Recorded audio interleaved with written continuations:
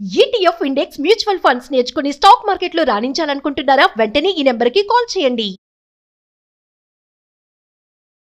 Hi hello నమస్తే welcome back to our channel. ఈరోజు మనతో ఉన్నారు స్టాక్ మార్కెట్ అనలిస్ట్ అయిన సుందర్ రామరెడ్డి గారు. సార్తో మాట్లాడదాం. నమస్కారం సార్. నమస్తే అండి సార్, ఇప్పుడు నెక్స్ట్ మనకి ఎలక్షన్ రిజల్ట్ అనేది ఉంది జూన్ 4th. అయితే ఆ తర్వాత వచ్చే ఎన్డీఏ ప్రభుత్వం అయినా ఇంకే ప్రభుత్వం అయినా కూడా ఏ స్టాక్స్ ఇంపాక్ట్ అవ్వబోతున్నాయి, ఏ గవర్నమెంట్ వస్తే బేసిక్గా ఏ స్టాక్స్ అనేవి పెరిగే ఛాన్సెస్ ఉన్నాయంటారు? దీనిపై ఒక క్లారిటీ ఇస్తారు. రైట్. సో ఇప్పుడు 4 సినారియోస్ అండి. ఒకటి ఎన్డీఏ వచ్చిందనుకోండి, బీజేపీకి ఎలోన్ ఒక 300 సీట్స్ వచ్చినాయి అనుకోండి, మార్కెట్ వెరీ పాజిటివ్ తీసుకుంటుంది. మార్కెట్ కూడా అదే ఎక్స్పెక్ట్ చేస్తుంది యాక్చువల్గా, బీజేపీకి 300+ వస్తాయని చెప్పి. దానికి అనుకూలత ఉందంట. అలా ఉందంటే అది వెరీ పాజిటివ్. అంటే మార్కెటింగ్ ఎలాంటి స్ట్రక్చర్ చేంజెస్ ఏమి ఉండదు. ఇప్పుడు దాకా నడుస్తున్నవి కంటిన్యూ అయ్యే ఛాన్స్ ఎక్కువ ఉంది. రెండోది, ఒకవేళ ఎన్డీఏలో బీజేపీకి 275 వచ్చింది అంటే అప్పుడు కూడా పాజిటివ్ తీసుకుంటుంది. 275 అలా వచ్చినా సరే అది పాజిటివ్ తీసుకుంటుంది. అండ్ నాట్ వెరీ గుడ్ అనమాట, మామూలుగా తీసుకుంటుంది. అలా కాకుండా సినారీ నెంబర్ 3 ఇండియన్ వాటి కనుక వచ్చిందనుకోండి, కాంగ్రెస్ కనుక 150 వచ్చిందనుకోండి, స్టాక్ మార్కెట్ డీరేటింగ్ చేస్తారు. డీరేటింగ్ అంటే పడగొట్టేస్తారు ఈజీగా. ఓకే. అంటే కాంగ్రెస్కి 180 వచ్చినా సరే ఈజీగా మార్కెట్ పడిపోతుంది. ఓకే. సో ఇప్పుడు ఏ గవర్నమెంట్ వస్తే ఏమేమి ప్రయారిటీ ఉంటుందంటే, ఇప్పుడు గవర్నమెంట్ యాజ్ ఇట్ ఈస్ ఇంత ఉందనుకోండి, అంటే Modi government as it is ఇదే ఉందనుకోండి, అప్పుడు ఇన్ఫ్రాస్ట్రక్చర్ ఇదే కంటిన్యూ అవుతుంది. అంటే మేజర్ బెనిఫిషరీ ఏముంటే ఎల్ఎన్టీ ఒకటి, అదానీ పోర్ట్స్ ఒకటి, అండ్ మెట్రో, ఈపీసీ కంపెనీస్, ఇవన్నీ ప్రస్తుతానికి ఉన్న ఇన్ఫ్రా అంతా కంటిన్యూ అవుతుంది యాక్చువల్గా.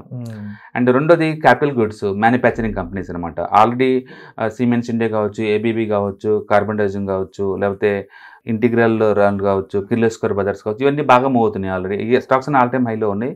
ఇవి ఇంకా కంటిన్యూ అయ్యే ఛాన్స్ ఎక్కువ ఉంది. అలాగే defence, HAL and BEL and BEML and Cochin ship yard, ఇలాంటి షిప్ మ్యానుఫ్యాక్చరింగ్ కంపెనీస్ అన్ని కూడా ముందు పోయే ఛాన్స్ ఎక్కువ ఉంది. అలాగే సిమెంట్, అల్ట్రాటెక్ కావచ్చు, ఏసీసీ కావచ్చు, అమృత సిమెంట్ కావచ్చు, ఇలాంటి సిమెంట్ ప్యాక్ అంతా కూడా ముందు పోయే ఛాన్స్ ఎక్కువ ఉంది.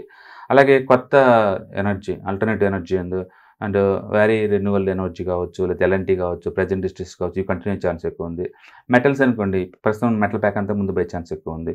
అలాగే పబ్లిక్ సెక్టర్ బ్యాంక్స్, న్యాచురల్గా మోడీ గవర్నమెంట్లో మెజారిటీ బెనిఫిషనరీ అంటే గవర్నమెంట్ సెక్టార్సే, ఇది ఇంకా కంటిన్యూ అయ్యే ఛాన్స్ ఎక్కువ ఉందన్నమాట. అన్ని బ్యాంక్స్ కూడా, పీయూసీ బ్యాంక్స్ అన్ని కూడా. అలాగే wire and cable industry and ఇవన్నీ ముందు పోయాయి. పాలీక్యాబ్ కావచ్చు, ఆర్ఆర్ కేబుల్స్ కావచ్చు, డిక్సాన్ కావచ్చు, అంబర్ కావచ్చు, ఈ మొత్తం electronics goods manufacturing, chip manufacturing, ఇవన్నీ ముందు పోయే ఛాన్స్ ఉంది. అంటే కరెంట్ మార్కెట్ ఎలా ఉందో స్ట్రక్చర్, ఇది కంటిన్యూ అయ్యే ఛాన్స్ ఎక్కువ ఉంది. ఇంకా మోర్ స్ట్రెంథనింగ్ అయ్యే ఛాన్స్ ఎక్కువ ఉంది, ఎందుకంటే బడ్జెట్లో ఎక్కువ డబ్బులు కేటాయిస్తారు కాబట్టి. ఓకే. లాస్ట్ బడ్జెట్లో ఒక 11 lakhs crore దాకా కేటాయించారు ఇన్ఫ్రాస్ట్రక్చర్ అండ్ కెపాసిటీ ఎక్స్పాన్షన్ కోసం గవర్నమెంట్ వాళ్ళు. సో మార్కెట్ అది ఎక్స్పెక్ట్ చేస్తుంది కాబట్టి ఇవన్నీ ముందు పోయే ఛాన్స్ ఎక్కువ ఉంది. అంటే హోల్సేల్గా infrastructure, metals and chip manufacturing and electronics goods manufacturing, infrastructure సంబంధించిన స్టాక్స్ అన్ని ముందు పోయే ఛాన్స్ ఎక్కువ ఉందన్నమాట. ఇప్పుడు ఇదే కాంగ్రెస్ గవర్నమెంట్ వాళ్ళు వచ్చారనుకోండి, ఎఫ్ఎంజీసీ కావచ్చు, రిటైల్ కావచ్చు, 2-wheeler కావచ్చు, రైల్వే కావచ్చు, అండ్ రియల్ ఎస్టేట్ కావచ్చు, లాజిస్టిక్స్ కావచ్చు, ఇలాంటి స్టాక్స్కి ఎక్కువ ఛాన్స్ ఎక్కువ ఉందన్నమాట. కాబట్టి వీళ్ళు బీజేపీ వస్తేనేమో యాజ్ ఇట్ ఈస్గా కరెంట్ ఉన్న ట్రెండ్ కంటిన్యూ అవుద్ది. వాళ్ళు వస్తే కనుక ఇవి ఆగిపోయి కరెక్షన్ అయ్యి వేరే ఛాన్స్ ఎక్కువ ఉంది. అండ్ మనం లూజర్స్ చూసామనుకోండి, ఓకే, ఎక్కువ ఇవన్నీ ఈ డిఫెన్స్ బడ్జెట్లన్నీ మారిపోతాయి. డిఫెన్స్ అన్ని HAL, BDL, BML correction start అవుతుంది అనమాట. ఇవన్నీ public sector banks and PUC, NBFS, aviation, tourism, cement, metals, drone manufacturing, AMC, wire and cables, plastic pipes, MC, ఏదైతే ఇప్పుడు హాట్ ఉన్నాయో అవన్నీ ఆగిపోయే ఛాన్స్ ఎక్కువ ఉంది. ఎందుకంటే గవర్నమెంట్ మారినప్పుడు ప్రయారిటీలు మారుతాయి. ఫర్ ఎగ్జాంపుల్, ఇప్పుడు రాహుల్ గాంధీ వాళ్ళ పోర్ట్ఫోలియో చూసారనుకోండి, మనం ఏమేమి నెక్స్ట్ 5 years ప్లాన్ చేశారంటే, వాళ్ళు లేడీస్కి ఇచ్చే అకౌంట్కి 1 lakh అమౌంట్ ఇస్తామని, అండ్ ట్రాన్స్పోర్టేషన్ లేడీస్ అందరు ఫ్రీగా చేస్తాం, రకరకాలుగా ఇస్తున్నారు కదా. అంటే ఆ సెక్టర్ సంబంధించి ముందు పోయే ఛాన్స్ ఉంది. ఒక ప్రభుత్వ పార్టీ మేనిఫెస్టోని బట్టి మారుద్ది. అవును, ఎందుకంటే మేనిఫెస్టోలో ఏది ప్రామిస్ చేస్తే అది ఇంప్లిమెంటేషన్కి ఛాన్స్ ఎక్కువ ఉంది. కాబట్టి వాళ్ళు వచ్చారనుకోండి, కరెంట్ ప్రాజెక్టులన్నీ ఆగిపోతాయి. ఆగిపోయి వాళ్ళ ప్రయారిటీ ఉన్న సెక్టర్స్ ముందు పోయే ఛాన్స్ ఎక్కువ ఉందన్నమాట. అండ్ డిఫెన్స్ అనుకోండి, డిఫెన్స్ బడ్జెట్ అనుకోండి, అసలు ఈ మూత సంబంధం లేకుండా, గవర్నమెంట్ ఏ మారినా మారిపోయిన సంబంధం లేకుండా ముందు పోయేదంటే ఎఫ్ఎంజీసీ, ఏ గవర్నమెంట్ వచ్చినా సరే వాటిని ఏం చేయరు. So HAL, Britannia and Marico కావచ్చు, దాబర్ కావచ్చు, ఎమామి కావచ్చు, ఇవన్నీ ఏ గవర్నమెంట్ మారినా మీకు ఎలాంటి నష్టం రాదు. సో అంతే ఉంటుంది. అండ్ ఆటో సెక్టర్ ఏ గవర్నమెంట్ వచ్చినా సరే వీటిని షేక్ చేయలేరు.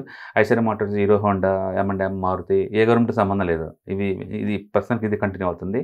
And pharma and hospitals, okay, and Sun pharma, health care, Max health care, Lupin కావచ్చు, జూపిటర్ హాస్పిటల్స్, ఇవన్నీ కూడా. అండ్ ఐటీ ఇంటర్నేషనల్ మార్కెట్ మీద డిపెండ్ అవుతుంది, ఇండియా మీద డిపెండ్ అవుతుంది.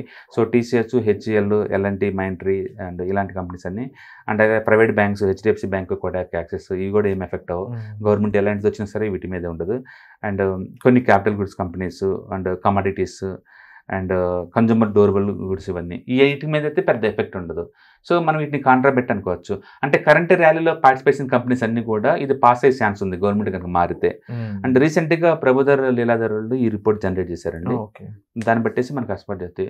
బట్ గుర్తుపెట్టుకోండి, గవర్నమెంట్ మారినంత మాత్రాన stock market too much collapse అవుతుందేం కాదు. టెంపరీగా ఎమోషనల్గా అది డౌన్ అయిపోయి మళ్ళీ రికవరీ స్టార్ట్ అవుద్ది. హిస్టారికల్ డేటా మనం చూసుకుంటే ఈజీగా ఏ గవర్నమెంట్ మారినా సరే, కంప్లీట్గా ఆపోజిట్ గవర్నమెంట్ వచ్చినా సరే విత్ ఇన్ 6 months కల్లా మార్కెట్ పాజిటివ్గా వచ్చేస్తుంది. అంతమించేసి దారుణంగా అట్టించి వన్ సైడ్ పోవడానికి ఛాన్సే లేదు. పొలిటికల్ రిస్క్ ఉన్నమాట నిజం స్టాక్ మార్కెట్కి, బట్ దాన్ని పెట్టేసి మార్కెట్ ఏం ఆపరేట్ అవ్వదు. అంటే ఎవరికి ఎంత పడే ఛాన్స్ ఉందంటే సార్, ఇన్ కేసు పడినట్లయితే పెరిగితే ఎంత పర్సెంటేజ్ ఉంటుంది? పెరిగితే పెద్ద సర్ప్రైజ్ ఏం కాదండి. ఎందుకంటే ఉన్న గవర్నమెంట్ పెరిగిద్దని అనుకుంటుంది. మార్కెట్ నియర్ ఆల్ టైమ్ హైలో ఉంది, ఇంత పెరగడానికి ఏం లేదు. సో స్కోప్ ఏం లేదు పెరగడానికి పెద్దగా టూ మచ్గా. అంటే last year small cap, mid cap rally too much జరిగింది. ఎంత అంటే హిస్టారికల్ యావరేజ్ దాటి 60% ఎక్స్పెన్స్కి వస్తున్నాయి అన్ని. అందుకని మనం టూ మచ్ ఎక్స్పెన్స్ జోన్లో ఉన్నప్పుడు ఇంకా ఎక్కువ మనం ఎక్స్పెక్ట్ చేయలేము. అందుకని ఈ సంవత్సరం వరకు ఇలానే ఉంటుంది మార్కెట్ అంతా. అండ్ పడ్డా కూడా మెజారిటీ కనుక 300+ కన్నా తగ్గితే కనుక ఒక 4-5% మార్కెట్ తగ్గేలాగుంది. మొత్తానికైతే ఈ మార్కెట్ లీస్ట్ ఎఫెక్ట్ అయ్యే మార్కెట్ ఇదే ఈసారి ఎలక్షన్స్లో. మామూలుగా అయితే టెన్షన్ ఉంటుంది, ఈసారి ఎక్కడ కూడా ఆ టెన్షన్స్ కూడా కనపట్టాలి మార్కెట్లో. అంటే బేసికల్గా మార్కెట్ ప్రిపేర్ అయింది ఇదే గవర్నమెంట్ ఉంటుంది అని చెప్పేసి, బయట పబ్లిక్ పాలసీ కూడా అలానే ఉంటుంది. అందుకని మిరాకిల్స్ ఏమి ఉండవు. నేను అనుకోవటం ఏంటంటే మార్కెట్ స్టేబుల్గా ఉంటుందని అనుకుంటున్నాను. అంత టూ మచ్గా పట్టాలు పెరటాలే ఉండదు. ఉంటే గింటే నెగిటివ్ సర్ప్రైజ్ ఉంటాయేమో తప్ప అంటే పాజిటివ్ సర్ప్రైజ్ ఉండవు ఈసారి మార్కెట్లో. అదే విషయం మార్కెట్ కూడా చెప్తుంది. సో అంటే ఆల్రెడీ ఎన్డీఏకి అనుకూలంగా ఉంది కాబట్టి అవును. ఎందుకంటే లాస్ట్ కపుల్ ఆఫ్ ఇయర్స్లో ఇట్లా వన్ వే రూట్లో వెళ్తున్న గవర్నమెంట్ మనం చూడలేదు. లాస్ట్ కపుల్ ఆఫ్ ఎలక్షన్స్ అప్పుడు ఎక్కడా లేదు ఇట్లా వన్ వే డైరెక్షన్లో. ఇంత అంటే ఎలక్షన్స్ ముందు డిక్లరేషన్ కూడా లేవు. బహుశా అపోనెంట్ వాళ్ళు చిన్న వాళ్ళు అయిపోవటం, యూనిటీ లేకపోవటం అలా అయి ఉండొచ్చు. And what ever you said 100% true sir. దానికి తగ్గట్టు మాకు పూర్తి అవగాహన ఇచ్చినందుకు కూడా thank you so much. Suman టీవీలో మీ పర్సనల్ అండ్ బిజినెస్ ప్రమోషన్స్ కోసం కింది నెంబర్కి కాంటాక్ట్ చేయండి.